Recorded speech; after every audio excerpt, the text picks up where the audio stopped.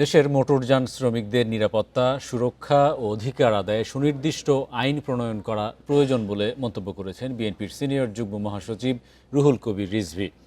নয়াপল্টনে কেন্দ্রীয় কার্যালয়ের সামনে মোটরযান চালক দলের সাংগঠনিক পরিকল্পনা উদ্বোধনী অনুষ্ঠানে এমন কথা বলেন তিনি। রিজভী বলেন, মোটরযান শ্রমিকরা জীবনের ঝুঁকি নিয়ে সড়কে কাজ করছেন, অথচ তাদের নিরাপত্তা নিশ্চিতে কার্যকর আইন নেই।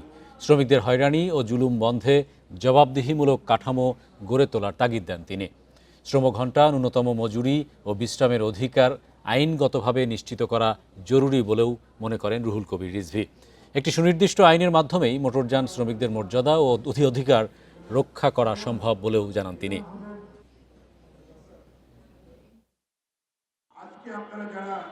সবসময় তারা যেন হয়রানির শিকার না হয়, তারা যেন পুলিশি নির্যাতনের শিকার না হয়, এই জিনিসগুলো লক্ষ্য রেখে আইন প্রণয়ন করতে হবে। পাশাপাশি যাত্রীরাও যাতে নিরাপদ বোধ করে